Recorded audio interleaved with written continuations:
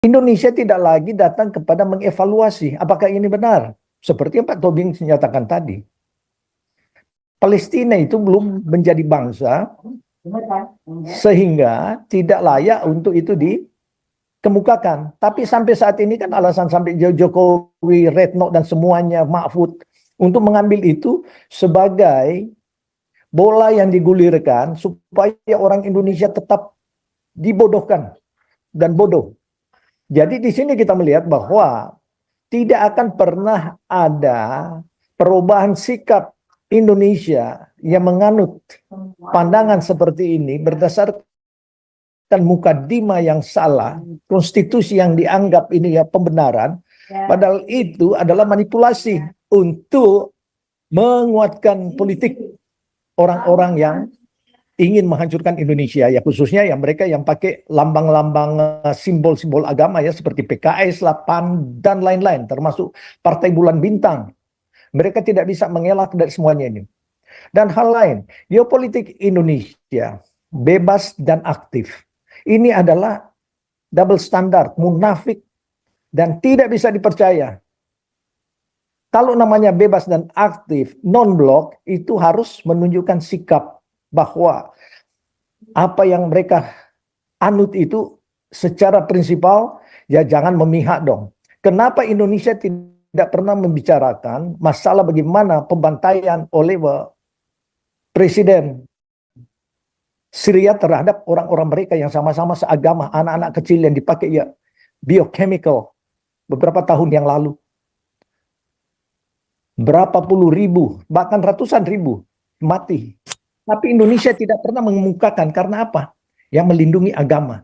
Saya tidak lagi melihat bahwa Hamas ini dipermalukan. Kan kita lihat bagaimana ditelanjangi. Sebenarnya dalam prinsip kehidupan ini kalau kita sampai menyerah ditelanjangi ini sebenarnya dipermalukan. Memang alasan daripada IDF karena mereka kan ada bom bunuh diri di kantong atau ini. Tapi sebenarnya ini tujuan utama dipermalukan. Dan kita kembali kepada soal-soal prinsip inilah. Kalau kita berani mengobarkan suatu perang itu, lalu kita dipermalukan seperti itu, bagaimana harapan kita dengan Paradise 72 bidadari? Jadi logikanya yang mendingan mati daripada ini, kan sebentar lagi ketemu bidadarinya. Kok dipermalukan telanjang, cuman celana kolor yang ada? Ya mungkin kalau bagi saya ya mendingan lebih mati lah, kan sudah dengan bidadari. Jadi di sini kita melihat bahwa kemunafikan demi kemunafikan, pengecut artinya. Pak Andi. Soalnya ada di buku mereka, Pak Tobing, jadi ada kode juga. Iya. Boleh saya bicara, Pak Pol? Pak Robert, silakan. Horas, Pak Tobing, Horas. Horas. Wah, senang bisa ketemu di sini lagi ya. Salam Pak Pol dan semuanya ya. Kalau saya konsisten dengan bagaimana narasi kita di sini Pak ya. Ya pertama, bagaimana kita menyoroti sebenarnya Indonesia dalam geopolitik yang jelas sekali itu sayang banyak sekali penyimpangannya. Jadi merupakan suatu kemunafikan ya, di mana ya kita melihat bahwa Indonesia dari zaman Soekarno hingga saat ini membenci Israel sebenarnya tidak mendasar selain daripada ideologi agamanya. Dan rakyat kita memang masih gampang sekali untuk dibodohkan. Oleh sebab itu, kita ingin untuk memberikan mereka pencerahan, karena saya yakin ya banyak mereka juga yang nonton lah ya, tidak masuk dalam pembicaraan tapi nonton itu saya tahu Pak. Jadi di sini kita melihat mulai daripada zaman Soekarno, kita ini orang-orang Indonesia yang selalu mendewakan Soekarno. Tapi saya berkali-kali menyatakan bahwa Soekarno ini tidak lain daripada seorang yang emosional Pak, dalam pengambilan keputusan. Dan saya bicara langsung dengan Cindy Adams yang penulis buku Di Bawah Bendera Revolusi. Dan dia menyatakan bahwa memang itulah sifat dari Soekarno, seorang yang sudah dianggap begitu hebat di zamannya, karena ya memang mungkin ya belum banyak juga orang-orang yang berpendidikan mencapai, dia akan masuk ITB pada waktu itu.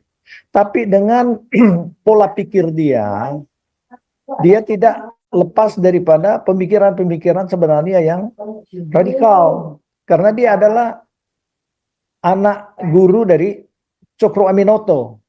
Jadi pemikiran-pemikirannya ini selalu mengarah kepada ideologi agama. Tetapi tidak disadari oleh bangsa kita, di mana kita telah diselewengkan melalui mukadimah yang selalu dipakai untuk penjajahan dan penindasan atas suatu bangsa. Indonesia tidak lagi datang kepada mengevaluasi apakah ini benar. Seperti yang Pak Tobing nyatakan tadi.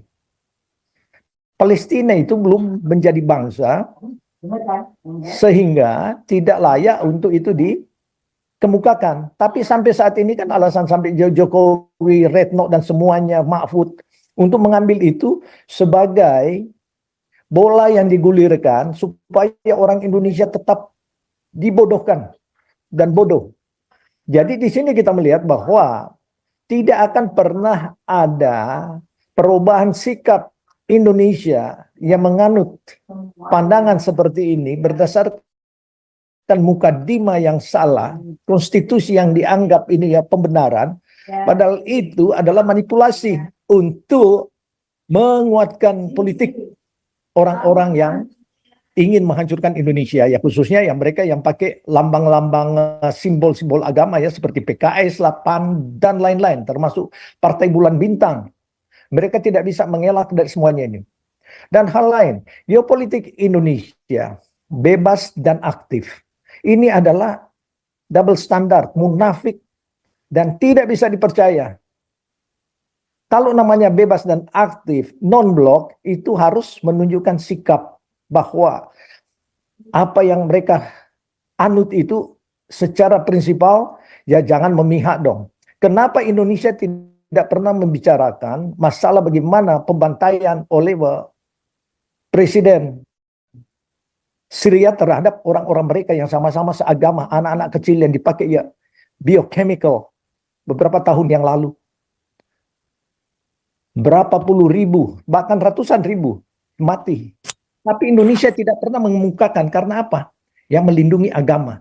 Saya kembalikan lagi dengan bagaimana piciknya pemerintahan kita yang menutupi kebenaran itu. Ya misalnya saja ya kembalikan dengan masalah di Indonesia. Seorang Ustadz HW yang kita tahu semua menghamili, mencabuli anak-anak didik di pesantren di Bandung. Ditutupi padahal mereka sudah tahu, gubernur sudah tahu bahwa ini nggak benar. Tapi mereka tutupi. Alasannya tanya apa? Ya untuk melindungi ya anak-anak ini. Ini kan adalah stupidity dan munafik dan nggak masuk di akal. Mana mungkin kok yang dilindungi bukannya anak-anak kecil, yang dilindungi itu ustadz atas nama agama. Jadi kita melihat bahwa memang agama ini telah menjadi bagian hidup dari orang-orang Indonesia secara khusus sehingga tidak lagi memakai nalar yang jelas. Tidak lagi melihat bahwa Hamas ini dipermalukan. Kan kita lihat bagaimana ditelanjangi. Sebenarnya dalam prinsip kehidupan ini kalau kita sampai menyerah ditelanjangi ini sebenarnya dipermalukan. Memang alasan daripada IDF karena mereka kan ada bom bunuh diri di kantong atau ini. Tapi sebenarnya ini tujuan utama dipermalukan. Dan kita kembali kepada soal-soal prinsip inilah. Kalau kita berani mengobarkan suatu perang itu, lalu kita dipermalukan seperti itu, bagaimana harapan kita dengan Paradise 72 bidadari? Jadi logikanya yang mendingan mati daripada ini, kan sebentar lagi ketemu bidadarinya. Kok dipermalukan telanjang, cuman celana kolor yang ada? Ya mungkin kalau bagi saya ya mendingan lebih mati lah, kan sudah dengan bidadari. Jadi di sini kita melihat bahwa kemunafikan demi kemunafikan, pengecut artinya. Dan mana juga negara-negara yang besar yang tadinya sudah berkobar-kobar seperti si Erdogan. Wah, memberikan provokasi, mereka akan masuk di sana. Nyatanya pengecut juga kan, Bahkan dia mempertanyakan, takutlah apakah Israel punya nuklir. Ya, Israel tidak pernah mengakuin itu. Tapi jelas mereka ada. Jadi dikala mereka dalam keadaan kepepet, ya mereka bermainlah dengan itu. Karena apa? Sudah tersemat dalam pikiran mereka bahwa cepat atau lambat mereka akan terus dibantai oleh kelompok-kelompok radikal ini. Jadi kesempatan saat ini yang mereka harus bantai, tidak ada excuses atau memberikan suatu pengampunan. Karena dikala mereka dilepas, ya mungkin bukan tahun ini, tetapi tahun kemudian sampai kiamat mereka akan tetap memusuhi bangsa ini. Jadi from the river to the sea. Jadi di sini kita melihat bahwa tidak akan pernah Israel lagi untuk memberikan mereka kesempatan. Jadi ya sekarang mereka ya terus terang saja Israel mencari ya gara-gara lah sebenarnya terhadap Hizbullah supaya once for all lah disapu bersih. Kemudian terhadap Iran. Dan mereka nyatanya kan tidak berani. Kalau punya kekuatan masa ya terlalu banyak kan penduduknya ratusan ribu lah kalau dikumpul. Tapi juga bagi orang-orang Arab yang sudah cerdas, mereka melihat bahwa ini adalah kebodohan daripada agama yang menganut radikalisme yang nyatanya tidak bisa melawan. Bisa dibayangkan bagaimana triliun US dollar itu untuk membangun terowongan itu luar biasa dengan uang-uang sumbangan daripada UN dari Amerika dan negara-negara maju untuk sumbangan humanitarian mereka pakai untuk pembangunan menghancurkan Israel. Dan next setelah Israel siapa yang mereka musuhi? Ya Amerika lah. Karena Amerika itu disebut sebagai Great Satan. Jadi dan orang-orang yang dianggap ya infidel lah ya, kita semua itu dianggap kafir. Jadi kita meneliti kembali bagaimana kok ajaran-ajaran agama seperti ini. Marilah kita evaluasi dan kita juga sebagai orang-orang Kristen ya kita harus jujur, kita berani mengatakan kepada orang-orang kita yang memakai gereja sebagai politik ya kita tentang. Jadi orang-orang Kristen yang benar berani juga mengkritik. Jangan kita justru menutupi kebobrokan daripada apa yang kita percaya dan kita nilai. Kalau gereja ini dipakai untuk ajang politik sebagaimana yang diberlakukan oleh seorang bupati Sulawesi Minahasa Tenggara, si Sumendap itu di gereja dia pakai untuk kampanye, ya kita lawan. Jangan orang-orang Minahasa orang Kristen sendiri kok jadi pengecut. Ini jelas-jelas melanggar kebenaran. Jadi disinilah mungkin objektivitas kita tidak menyerang salah satu pihak ini, tapi kita berikan mereka pencerahan. Karena kita juga dibodohi. Kalangan gereja juga banyak kita tersusup dengan ajaran-ajaran yang katanya pendeta tidak boleh berpolitik, tetapi mereka melakukan politik praktis. Jadi ini kemunafikan demi kemunafikan dan kita kritis itu karena sebagai orang Kristen kita harus jujur terhadap diri kita sendiri. Kalau tidak benar kita kritik. Orang-orang Kristen yang melakukan pembohongan terhadap jemaatnya juga harus kita kritik. Yang jangan selalu bilang ya, tidak ada kritik. Berpolitik. Politik itu adalah bagian daripada hidup. The way of life sudah ada di sana. Ada yang pendeta selalu menyatakan, kita tidak boleh berpolitik dong. Tapi dia bermainkan politiknya di dalam jemaat. Dia ingin untuk mempertahankan kedudukannya. Jadi dia approach jemaat-jemaat tertentu untuk menjadi majelis atau pengurus supaya dia bisa dipertahankan. Ini kan lebih gila lagi. Jadi disinilah kita harus lebih cerdas untuk melihat. Termasuk orang-orang Kristen di daerah. Yang saya bicara di Sulawesi Utara. Jangan gereja ini khususnya Gemim, dipakai untuk ajang politik oleh karena oligarki.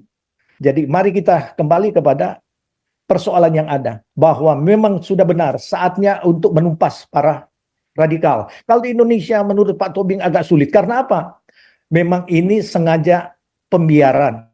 Jadi yang mereka tidak senang, ya mereka setting lah. Sebagaimana penangkapan KC. dan orang-orang yang berani bersuara, ya mereka sudah ada list. Tapi sebenarnya inilah bantuan atau advokasi daripada orang-orang Kristen. Bela dong. Kalau PGI kita sudah anggap mereka adalah bagian daripada MUI. Tapi gereja-gereja besar, tolonglah sampaikan. Kalau ada orang-orang Kristen yang berbicara misalnya pembelaan terhadap Manguni, lalu ketakutan, lalu di framing, ya kita berarti membiarkan atau kita turut serta di dalam aturan-aturan fatwa daripada MUI. Jadi kita pantas karena kita tidak merekrut orang-orang untuk makar melawan pemerintah. Tidak, kita melawan peraturan yang dikenakan hanya kepada kelompok yang lemah. Pembelaan kita kepada kelompok yang lemah, termasuk orang-orang Kristen. Cuma masalahnya kita terlalu penakut dengan anjuran berdoa saja. Berdoa tidak cukup, Pak Pendeta, dimanapun berada. Harus ada gerakan. Dan gerakan kita bukan untuk mengajak senjata, tapi melawan hukum yang ada. Jadi kalau hukum 156 dikenakan kepada MKC, kenapa Waloni cuma lewat numpang 5 bulan? Ya ini yang kita pertentangkan. Di mana Mahfud MD melihat ini? Di mana Kapolri melihat ini? Di mana Mahkamah Agung melihat ini? Di mana Presiden? Nggak bicara soal luar negeri, Retno, ya maaf saja. Saya setuju lah, dia lebih baik debat mungkin dengan orang-orang yang memang dalam levelnya lah. Kalau debat dengan Ibu Koni ya pasti jauh sekali lah pandangannya dan ini luar biasa. Tetapi orang-orang ini kan dipelihara karena apa? Sodoran dari partai, sodoran dari Mega yang kelasnya sama. Jadi kita dipermalukan lah sebenarnya sebagai orang luar negeri karena kejadian-kejadian ada. Saya selalu bilang kita ini adalah public diplomasi ya. Meskipun kita tidak dibayar, tapi kita mempengaruhi dunia dengan opini-opini kita yang ada. Kalau saya dengan orang-orang Amerika yang berada, mereka tanya, what's wrong with your country? Karena mereka masih tetap melabel kita ini. Why they have to build hospital in Gaza Strip? Pertanyaan-pertanyaan mungkin simpel, tapi kita dilabel. Sepertinya kita kelebihan uang dengan begitu hebat. Padahal setelah terbukti bahwa hospital ini dipakai untuk suatu gerakan untuk perjuangan-perjuangan para radikal. Jadi patut untuk kita suarakan, tidak usah takut, ini Retno tidak mengerti sana.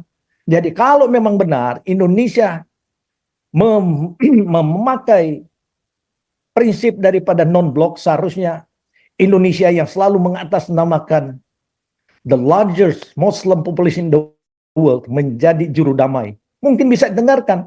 Tapi ya kita menutup hubungan dari dulu yang tidak beralasan. Orang-orang Arab di sekitarnya ingin membangun hubungan dengan Israel. Indonesia yang sejauh itu. Benar kata Gus Dur. Kok Mesir aja yang berdekatan selalu mereka perang, banyak yang korban, ingin membuka hubungan. Kok kita yang tidak ada kaitan apa-apa, tidak ada orang mati karena orang Israel, justru kita membenci. Jadi disinilah yang harus dibuka pikiran daripada Jokowi dan siapapun pemerintah yang akan ke depan. Supaya Indonesia bisa, mudah-mudahan masih bisa diberkati. Kalau tidak, ya itulah sampai saat ini. Ancaman demi ancaman. Pembodohan demi pembodohan. Saya kira itu aja Pak, terima kasih.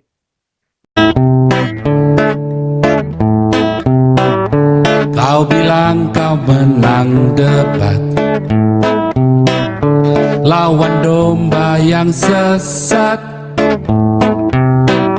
Kau bilang banyak yang tobat